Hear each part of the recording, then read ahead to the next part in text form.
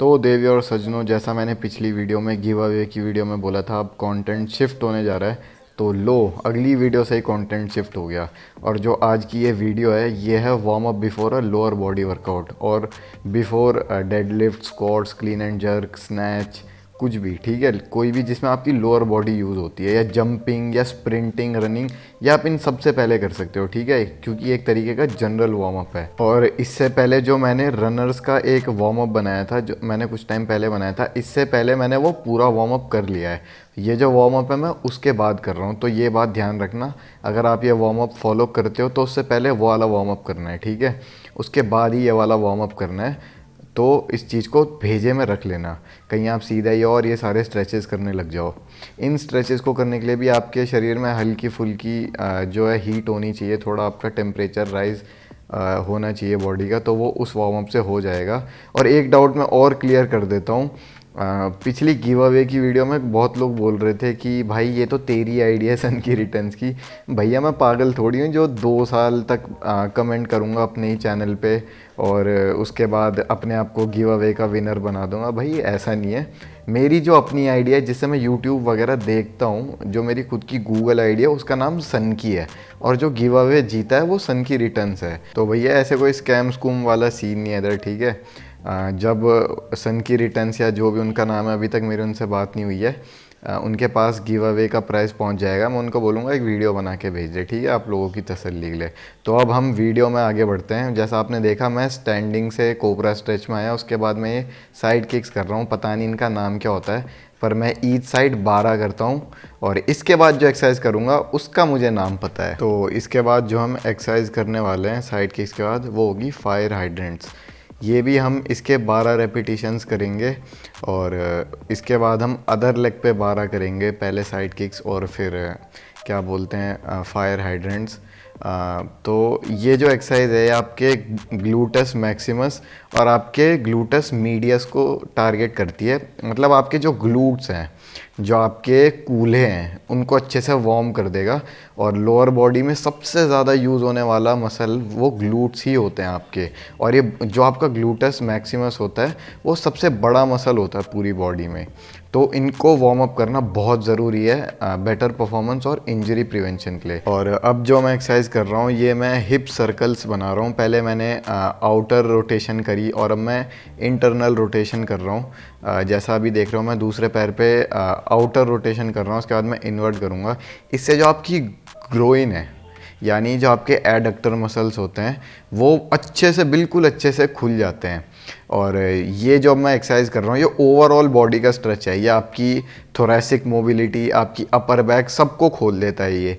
जैसे आप स्क्वाट करते हो तो स्क्वाट में आपके जो बारबल है वो अपर बैक पे ही होता है, तो अपर बैक भी आपकी अच्छे से खुली होनी चाहिए, वेक्ड अप होनी चाहिए, ठीक है। ऐसे नहीं अपर बैक सो रही है और लोअर बॉडी जाग रखी है। तो ये ऐसे आपको इस तरीके से ये एक्सरसाइज परफॉर्म करनी है। और इस एक्सरसाइज को करने के बाद आपकी जो थोरेसिक रोटेशन है वो बहुत सही हो जाएगी। और अब हम जो एक्सरसाइज कर रहे हैं, मेनली एक हिप फ्लेक्सर का स्ट्रेच है, ताकि आपकी हिप फ्लेक्शन अच्छे से हो। और अब हम आ चुके हैं सिंगल लेग ग्लूट ब्रिजेस पे। अगेन मैं इस बात पे बहुत ज़ोर डाल रहा हूँ कि आपको ग्लूट्स अच्छे से वार्म अप करना, अच्छे से फायर अप करना उन्हें मेन वर्कआउट से पहले बहुत ज़रूरी है। क्योंकि होता क्या है, अगर हम डेड लिफ्ट कर रहे हैं, स्क्वाट्स कर रहे हैं, या इवन बेंच प्रेस भी कर रहे हैं, तो उसमें हमें क्या लगता है कि भाई डेड लिफ्ट में तो मेरे हैमस्ट्रिंग्स और लोअर बैक ट्रेन हो रही है, स्क्वाट्स में मेरे क्वाड्स ट्रेन हो रहे हैं, और बेंच प्रेस में भी हमें लगता है कि मेन हमारी चेस्ट ट्रेन हो रही है। पर अगर आप कोई भी रिसर्च उठा के देख लोगे ना कि सबसे ज़्यादा जो मेन मसल होता है वो कौन सा इंगेज्ड होता है स्क्वाट्स या डेड लिफ्ट के वक्त, तो वो आपका ग्लूट मैक्स होता है। सबसे ज़्यादा जो है स्ट्रेंथ भी वहीं से जनरेट होती है मूवमेंट के लिए। तो इस बात का आपको ध्यान रखना है। तो इसीलिए हमें इस चीज़ को अच्छे से टारगेट करना बहुत ज़रूरी है। और ग्लूट ब्रिजेस के मैंने पहले दोनों सिंगल लेग से करे थे 6-6 रैप, और उसके बाद दोनों पैरों से मैंने 6 रैप्स करे थे, टोटल 18 रैप्स। और अब जो मैं एक्सरसाइज कर रहा हूँ, इसे बर्ड डॉग कहते हैं। ये मैंने स्क्वाट यूनिवर्सिटी से सीखी है एक्सरसाइज।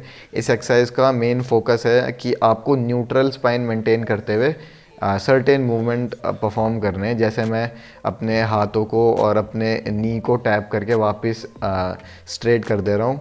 इससे होगा क्या, जब आप स्क्वाट्स या डेडलिफ्ट करोगे तो आपकी जो एक न्यूट्रल स्पाइन है वो मेंटेन रहने में हेल्प मिलेगी। और इस एक्सरसाइज को आपको 5x5 के प्रोटोकॉल से करना है, यानी 5 सेकंड होल्ड करना है इस पोजीशन में और 5 रेप्स आपको टोटल करने हैं ईच साइड।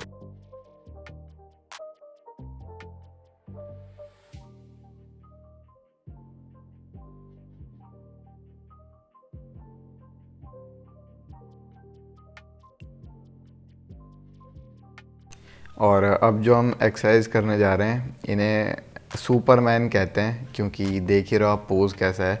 ये आपकी जो पूरी पोस्टीरियर चेन है, पूरी जितनी भी है, glutes, hamstrings, upper back, lower back, सबको वेकअप कर देगी। और इसके आपको टोटल 12 रेप्स करना है। और जैसे आप देख रहे हो मैं ऊपर थोड़ा सा होल्ड कर रहा हूँ और जैसे ही मैं नीचे आ रहा हूँ मैं पूरा रिलैक्सड हो जा रहा हूँ। तो आपको भी ये ऐसी ही करनी है, नीचे आपको पूरा रिलैक्स रहना है और ऊपर आते हुए एकदम आपको अपनी जो पूरी पोस्टीरियर चेन है उसे स्क्वीज़ करना है। और अब आ गए हम डायनामिक स्ट्रेचिंग की ओर और अभी हम कर रहे हैं एक्टिव स्ट्रेचिंग हैमस्ट्रिंग्स के लिए। और यहाँ पे हमारी हिप मोबिलिटी भी एड्रेस हो रही है, क्योंकि जो दूसरी टांग आप देख रहे हो वो सर्टेन पोजीशन में है। ये जो जितनी भी आप अभी स्ट्रेचिंग देखोगे डायनामिक हैमस्ट्रिंग की, इन सब के आपको 5-5 रेप्स कह लो या राउंड कह लो, ये करना है। मतलब 5 बार ये मूवमेंट आपको करना है जो मैं स्क्रीन में दिख रहा हूँ अभी करते हुए। और हैमस्ट्रिंग्स को स्ट्रेच करना बहुत ज़रूरी है भाई, क्योंकि होता क्या है ना, आजकल के लाइफस्टाइल में हम करते तो है नहीं, कुछ पड़े ही रहते हैं दिन भर, जिससे क्या होता है हमारी हैमस्ट्रिंग जो होती है ना वो शॉर्ट हो जाती है विद टाइम। और जब हमारी हैमस्ट्रिंग छोटी हो जाती है ना बैठे बैठे, तो हमारी लोअर बैक ज़्यादा लोड लेने लग जाती है। अब आपकी लोअर बैक ज़्यादा लोड ले रही है और लोअर बॉडी का आप वर्कआउट करने जा रहे हो, तो भाई फिर इंजरी वगैरह, तो इसलिए बहुत ज़रूरी है हैमस्ट्रिंग्स को स्ट्रेच करना। और ये वाली जो आप स्ट्रेचिंग देख रहे हो ये ग्लूट्स को और अगेन लोअर बैक को और हमारी थोरैसिक रोटेशन को इम्प्रूव करने के लिए है। और अगेन अब हम एक हैमस्ट्रिंग की एक्टिव स्ट्रेचिंग कर रहे हैं। ये भी भाई बहुत अच्छा स्ट्रेच देती है आपकी हैमस्ट्रिंग में। और अगेन मैं बोल रहा हूँ हैमस्ट्रिंग को स्ट्रेच करना बहुत ज़रूरी है। आप अपने किसी भी पुल वर्कआउट से पहले या लोअर बॉडी वर्कआउट से पहले अपनी हैमस्ट्रिंग को अगर अच्छे से स्ट्रेच करोगे तो आपको डिफरेंस फील होगा अपनी परफॉर्मेंस में भी, और जो आप ओवरऑल फील करोगे ना अपने मेन वर्किंग सेट से पहले, उसमें भी। और ये अगेन फिर से मैं हैमस्ट्रिंग की स्ट्रेचिंग कर रहा हूँ। आप देख रहे हो मैं अलग अलग जगह से अपनी हैमस्ट्रिंग को स्ट्रेच कर रहा हूँ, अलग अलग जगह से, अलग अलग वेरिएशन से, क्योंकि जैसा मैंने बोला ये तो हमने यूज़ करना छोड़ ही दिया है, इसलिए इन्हें जगाना भी उतना ही ज़रूरी है। हालाँकि मेरे साथ ऐसा सीन है, मैं काफ़ी एक्टिव रहता हूँ, बट फिर भी वार्म अप अच्छे से करना बहुत ज़्यादा ज़रूरी है। और अब आप देख रहे हो ये मैं स्ट्रेचिंग कर रहा हूँ, इसे कहते हैं हिप 90-90। ये आपकी इंटरनल प्लस एक्सटर्नल रोटेशन दोनों को एड्रेस करेगी।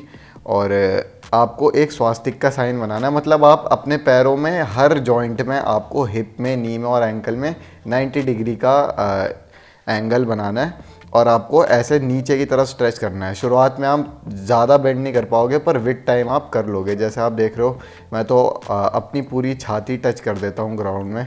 अभी शुरुआत के 2-3 स्ट्रेच ही हुए हैं, इसलिए अभी नहीं कर रहा हूँ। एंड में देखना पूरा मैं लेट गया था रामदेव की तरह, बाबा रामदेव की तरह, सॉरी भाई, इज़्ज़त से।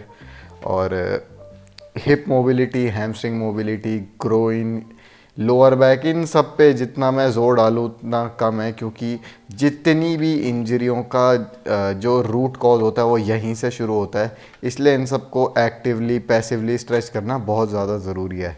और अब यहाँ देखो भाई की मोबिलिटी चेक करो आप, ठीक है, क्योंकि जब से मेरी ये फिटनेस जर्नी शुरू हुई है मैंने कभी फ्लेक्सिबिलिटी और मोबिलिटी को इग्नोर नहीं किया, तो आज इतनी तगड़ी मोबिलिटी है। तो भाई ऐसी नहीं आती फोकट में। और अब आप देख रहे हो जो मैंने हिप 90-90 स्ट्रेच किया था, अब मैं एक्टिवली उस पोजीशन में जाके ठक से चेंज कर रहा हूँ, पोजीशन को फील कर रहा हूँ। तो आपको भी ऐसे ही करना है, 5 बार ईच साइड, टोटल 10 बार। और अब मैं वापस कोबरा पोज से एंड कर रहा हूँ। स्टार्टिंग में मैंने कोबरा पोज से किया था फील करने के लिए कि हाँ भाई सब बढ़िया है, जो कि सब बढ़िया था। और अब यहाँ पे फ्लेक्सिबिलिटी चेक करो यार तुम भाई की, बाबा रामदेव हूँ मैं। अपने पंजे मैंने अपनी गुद्दी पे टच कर दिए। और अब स्ट्रेचिंग के इस वाले राउंड को ख़त्म करते हुए भाई मैट वापस रख दिया करो, ठीक है, बेशरमों की तरह वहीं मत छोड़ दिया करो। और अब हम बढ़ते हैं आगे अपने वार्म अप में।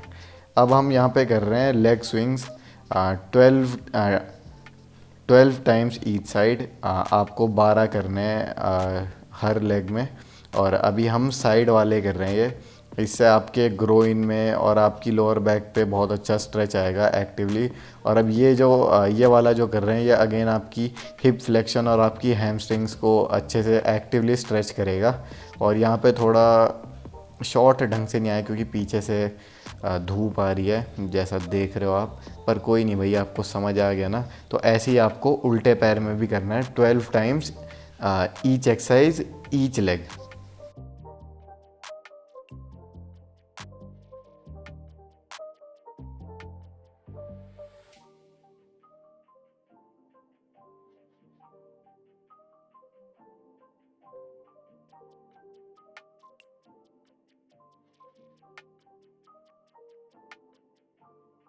और अब आ गए हम स्पेसिफिक एक्सरसाइजेस की तरफ।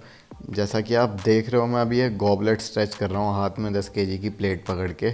आपको ऐसे ही करके बैठ जाना है अपनी मोबिलिटी अनुसार।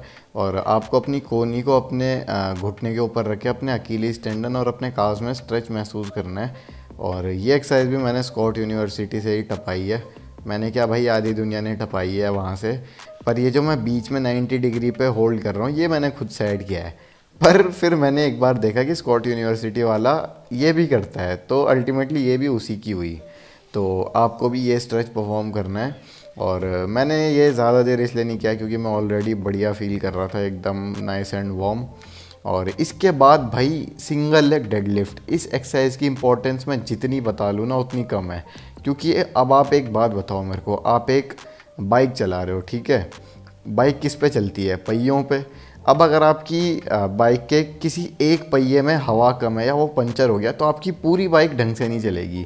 तो सिमिलरली अगर आपका एक लेग तो अच्छे से एक्टिवेट है और दूसरा है नहीं, तो आप मतलब डेडलिफ्ट कर रहे हो, आपकी एक हैमस्ट्रिंग आपको फील ही नहीं हो रही है, तो क्या होगा? दूसरी वाली पे ज़्यादा लोड आएगा, दूसरी वाली पे ज़्यादा लोड आएगा, तो क्या होगा?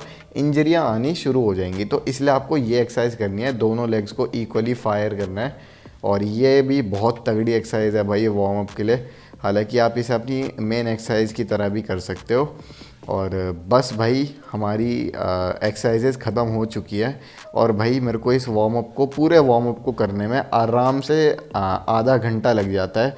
और इससे पहले भाई जो मैंने आपको बोला, मैंने एक और जनरल वार्म अप किया था, वो भी भाई बिल्कुल कर लेना इससे पहले। सीधा इन स्ट्रेचिंग पे मत आ जाना कहीं, फिर आप बोलो भाई मैं तो वार्म अप कर रहा था और वार्म अप करते हुए ही मुझे इंजरी हो गई, ठीक है। तो अब यहाँ मैं अपने लिफ्टिंग शूज़ पहन रहा हूँ। और बस भाई जैसा मैंने बोला था कि कंटेंट स्विच होने वाला है, जो कि स्विच हो गया है इस वीडियो से।